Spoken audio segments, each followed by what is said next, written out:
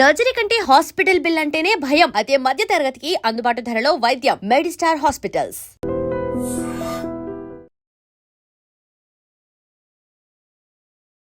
నమస్కారం. I dream ప్రేక్షకులకు స్వాగతం. ఇవాళ మనతో పాటు ఉన్నారు ఆధ్యాత్మికవేత్త రమాదేవి గారు. వారితో మాట్లాడి మరిన్ని మంచి విషయాలు తెలుసుకుందాం. అమ్మ నమస్కారం. అమ్మ నమస్తే. జై శ్రీకృష్ణ. జై శ్రీకృష్ణ. అమ్మ, ఈ మధ్యకాలంలో చూసినట్లయితే సంక్రాంతి లోపు ఒక్క కొడుకు ఉన్న తల్లులు వెళ్ళి ఇద్దరు కొడుకులు ఉన్న వాళ్ళు కానీ ఇద్దరు పిల్లలున్న తల్లి దగ్గర నుంచి కానీ 5 రకాల గాజులు వేయించుకోవాలి, అప్పుడే మంచి జరుగుతుంది అనే ప్రచారం జరుగుతూ ఉంది కదమ్మా. ఈ ప్రచారం అనేది మూఢనమ్మకం అని కొట్టి పాడేస్తున్నప్పటికీ కూడా అదే నిజమేమో అని భయపడే తల్లులు చాలామందే ఉన్నారు కదమ్మా. అలాంటి వాళ్ళకి మీ సలహా అమ్మా? నాకు కూడా ఫోన్ కాల్స్ వచ్చాయి. మీకు కూడా వచ్చాయమ్మా? మీకు 2 బాబులు ఉన్నారు కదా, నాకు ఒక్కళ్ళే కొడుకున్నారు, మీరు గాజులు వేయించాలి అని. సంక్రాంతి పండగ నాకు గాజులు వేయించమని అడిగితే వేయిస్తారు. ఇలా కీడు ఉంది, కీడు జరుగుతుందంట. అసలు పండగకి కీడు ఏముంటుంది నాకు అర్థం కాలేదు అసలు. పండగ రోజు పండగ అని చేసుకుంటాం, అందులో సంక్రాంతి పండగ మొత్తం మనకి రైతులకు సంబంధించిన పండగనే ఇది. అవును. ఎందుకంటే ఒకప్పుడు మొత్తం భారతదేశం మొత్తం పంట ఆధారంగానే జీవించాం మనం. కాబట్టి సంక్రాంతి పండగ అందరూ వైభవంగా చేసుకునేవాళ్ళం. అదే మనకి తరతరాలుగా మనకి వస్తుంది, అవునా? మరి అటువంటి పండగ, కృతజ్ఞతగా చేసుకునే పండగ, పెద్దల పండగ, చిన్నల పండగ, పశువుల పండగ, ఇన్ని రకాలుగా మనం పండగ చేసుకుంటూ ఆ పండగకి సంబంధించిన కీడు ఎందుకు వస్తుంది? ఇదే కాదు అసలు, ఇంకొన్ని ప్రాంతాల్లో అయితే చీరలు పెట్టాలి.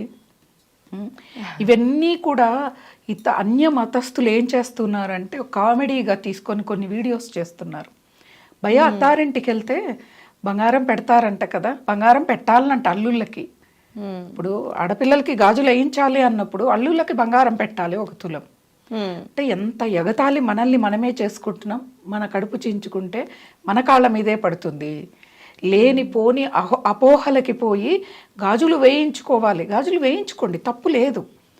ఇంకొన్ని అయితే అసలు కొంతమంది వేయించుకుంటూ వీడియోలు 10 రంగుల గాజులు వేయించుకోవాలి. ఇలాంటి నేను వీడియోస్ కూడా చూశాను. ఈరోజు ఇంకొక వీడియో చూసా, కొంతమంది ఇలా కీడు జరుగుతుందని ఎక్కడి నుంచో హోల్సేల్ బ్యాంగిల్స్ షాపులకి వెళ్ళి ఓల్డ్ సిటీలో ఇక్కడికి వచ్చాం మేము, మా ఊరు ఇది కాదు, హైదరాబాద్ కాదు, ఇక్కడ తక్కువగా వస్తాయి. మమ్మల్ని అడిగారు, మేము కొనుక్కొని వెళ్ళి వాళ్ళకి ఇవ్వచ్చు, ఇక్కడైతే తక్కువకి వస్తాయి కదా. అంటే ఒక్కసారి ఆలోచించండి. పండుగ పనులన్నీ పక్కకు పెట్టి మూఢనమ్మకాలు మనము చేసే ప్రతిదీ చాలా వరకు మూఢనమ్మకాలతోనే మనం జీవనాన్ని కొనసాగిస్తున్నాం. భక్తి లేదు, భగవంతుణ్ణి పట్టుకోవాలి కానీ మూఢనమ్మకాలని పట్టుకోవద్దు. ఎటువంటి కీడు లేదు, ఎవరు గాజులు వేయించుకోవాల్సిన అవసరం లేదు. కావాలంటే మాకు గాజులు వేయించండి, సంక్రాంతి వస్తుంది కదా అని అడిగి తీసుకోండి. అంతేకాని కీడు జరుగుతుందంట, 2 మగపిల్లలు ఉన్న వాళ్ళు ఒక్క మగపిల్లాడు ఉన్న వాళ్ళకి వేయించాలంట. ఇవన్నీ మనకి ఉన్నాయి, మనం ఆచరించాం. మనకు లేనివి అపోహలు, మూఢనమ్మకాల్ని మనం ఆచరించడంలో చాలా ముందు ఉన్నాం. భారతదేశం అసలు దేనికి పెట్టింది పేరు? ప్రపంచ దేశాల్లో అగ్రదేశంగా, గురు దేశంగా అవ్వాలని మన మోదీ ఎన్నో ప్రయత్నాలు చేస్తూ ఉన్నారు కదా. మరి అటువంటి దేశంలో పుట్టి మనం ఎందుకు ఇంత అతి పోకడలకి? మిగతా రోజుల్లో గాజులు కనిపించవు చేతుల్లో ఎవరికి. ఇంకా ఇప్పుడున్న యూత్ అయితే అమ్మాయిలు చేతిలో గాజులు వేసుకుంటే చాలా మొరట్టు వాళ్ళలాగా చూసే రోజులు ఇవి కదా. మరి ఎందుకు ఈ గాజుల మీద ఇంత ప్రచారం? వేయించుకోవాలి, కీడు పాడు ఇంకేదేదో చేస్తారు. సంక్రాంతిని ఎలా చేసుకోవాలి, ఏ విధంగా చేసుకుంటే మనకి భగవంతుడి యొక్క అనుగ్రహం లభిస్తుంది?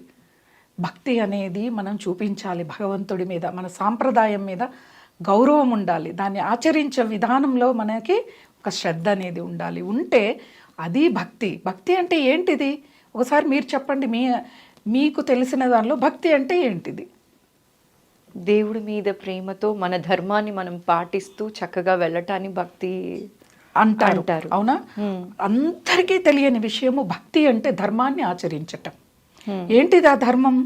ప్రకృతిని కాపాడుకోవటం, మన వీధుల్ని శుభ్రపరచుకోవటం, అవునా? చెట్లని పెంచటం, వనరుల్ని కాపాడుకోవాలి. ప్రకృతి సిద్ధంగా భగవంతుడు మనకిచ్చిన వనరులని కాపాడుకోవటం, మనం భగవంతుడి యొక్క భక్తితో దీపారాధన చేయటం, నమస్కారం చేయటం, హ్మ్.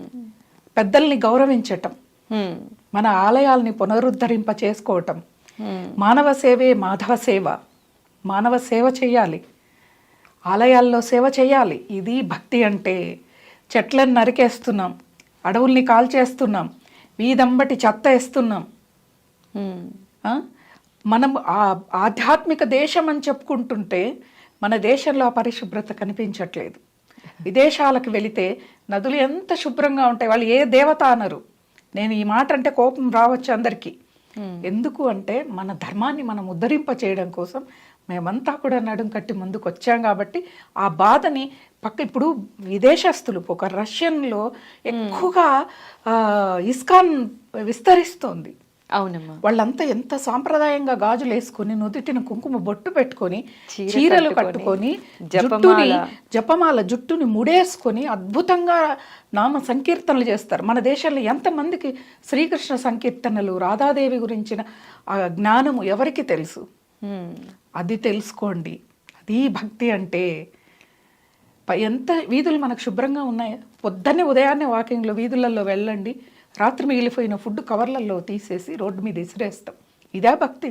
భూమాత అంటున్నాం, ఎక్కడ పడితే అక్కడ ఉమ్మేస్తున్నాం, ఎక్కడ పడితే అక్కడ చెత్తేస్తున్నాం. దీన్ని శుభ్రంగా ఉంచండి. మీరు దేవుడి దగ్గర దీపం పెట్టి దండం పెట్టినా చాలు, మీకు ఖచ్చితంగా పుణ్యం అనేది వస్తుంది. ఇది భక్తి అంటే. లేకపోతే నేను ప్రదక్షిణలు చేశా, అంగ ప్రదక్షిణలు చేశా, భగవంతుడు అడిగాడా నీ అంగ ప్రదక్షిణ? నీ కోరిక నెరవేర్చుకోవడం కోసం నువ్వు చేస్తున్నావు, అవునా? ప్రదేశ బాగు కోసం చెయ్యట్లే. మోదీకి ఏం పని ఉందనం? అయోధ్యని కట్టించి, రామాలయాన్ని కట్టించి అద్భుతంగా తీర్చిదిద్దారు. 2500 సంవత్సరాల వరకు దానికి మరమ్మతులు కూడా అవసరం లేనంత అద్భుతంగా నిర్మించారు. అంటే ఆయనకేం పని ఉంది? ధర్మస్థాపన. ధర్మస్థాపన అదే భక్తి. దేశభక్తి అంటే జెండాలు పట్టుకోను, లేకపోతే దేశాన్ని కాపాడుకోవడం అంటే నినాదాలు చేయటమో కాదు కదా. కాదు కదా. ఒక సమాజాన్ని ఉద్ధరించుకోవడం, ఇవన్నీ చేయాలి. అప్పుడు దాన్ని భక్తి అంటారు. ఆ భక్తిని ఆచరించాలి. ఇవన్నీ ఎప్పుడైనా కానీ మన భావనకి చాలా శక్తి ఉంటుందమ్మా. నిజంగా సురేఖ చెప్తున్నా, మన భావనకి చాలా శక్తి ఉంటుంది. కాబట్టి మన భావన ఎలా ఉండాలి? పండగ వస్తుంది, ప్రతి రైతు సురక్షితంగా తన పంటని పండించుకోవాలి, రైతు ఎటువంటి పరిస్థితుల్లో ఆత్మహత్యలు చేసుకోకూడదు అని మన భావన ప్రతి ఒక్క మానవుడు చేస్తే కీడు ఉన్నా తొలగిపోతుంది, అదే మంచి జరుగుతుంది. సంక్రాంతి పండగ రైతుల పండగ. ఏ పండగకైనా రైతు అనేవాడు పొలంలోనే ఉంటాడు. ఇంటికి చుట్టాలు వచ్చిన, బంధువులు వచ్చిన సమయాన్ని కేటాయించలేడు. ఒక సంక్రాంతికి మాత్రమే పంటలు ఏమీ ఉండవు, పంట పొలాలు ఖాళీగా ఉంటాయి. అవును, ఇంటికి సమయం ఇస్తాడు. అందుకే కొత్త అల్లుళ్ళు అని పిలుచుకుంటారు. అది ఈ సంక్రాంతి పండుగ యొక్క విశిష్టత. అంతే కానీ నేను గాజులు వేయించుకుంటే నాకు కీడిపోతుంది. ఇప్పుడు ఇంకా మరి అసలు ఎవరితోనూ పెద్దగా పరిచయాలు లేని వాళ్ళు, వాళ్ళకి ఒక్కడే కొడుకు, వాళ్ళు ఎవరికి వేయించే వాళ్ళు లేదు, భయపడిపోతున్నారమ్మా. ఇప్పుడు ఎక్కడో ఉంటారు, పెద్దగా అందరితో పరిచయాలు ఉండవు, తెలిసిన వాళ్ళు ఉండరు. వెళ్ళి అడిగితే వాళ్ళేమనుకుంటారో తెలీదు. మాకు ఎవరు ఆఫర్ చేయలేదు కాబట్టి, మాకెవరు గాజులు ఇవ్వలేదు కాబట్టి నా బిడ్డకి కీడు జరుగుతుందా అని భయపడుతున్న తల్లులు కూడా చాలా మందే ఉన్నారమ్మా. నేను అదే చెప్పేది, మన భావనకి చాలా శక్తి ఉంటుంది. కీడు జరుగుద్ది అంటే అసలు అక్కడ కీడు లేకపోయినా జరిగే అవకాశం ఉంటుంది. ఏం జరుగుతుంది? ఏమీ జరగదు. ఏమవుతుంది? భగవంతుడు అన్యాయం చేయడు నాకు. మన ధర్మం పట్ల మనకి ఆసక్తి ఉండాలి, ధర్మం మీద నమ్మకం ఉండాలి. అప్పుడు మన హైందవ సాంప్రదాయం అనేది స్థిరంగా మనం నిలబెట్టుకోవాలి. అంతేకాని పిచ్చి పిచ్చి మాటలు, పిచ్చి పిచ్చి కథలు, పిచ్చి పిచ్చి వీడియోస్. ఎప్పుడైతే కరోనాలో కొన్ని కోట్ల యూట్యూబ్స్ స్టార్ట్ అయ్యాయి, ఛానల్స్, అవునా, కోట్లు, ఇంటికి 2-3 కూడా ఉన్నాయి. ఇలాంటివి వచ్చాక ఇలాంటివి ఇంకా ఎక్కువయ్యాయి. మామూలుగా ఇప్పుడు ఏంటిదంటే ఆ ప్రాంతం వరకు వాళ్ళ బంధువులు ఏదో ఊళ్ళో ఉంటే ఫోన్లు చేసి కొంతమంది వరకే స్ప్రెడ్ అయ్యేది. ఈ సోషల్ మీడియా వచ్చిన తర్వాత వీడియోస్ తీయటము, పెట్టేయటము, దానివల్ల ఎంతమంది మానసిక బాధ అనుభవిస్తారు.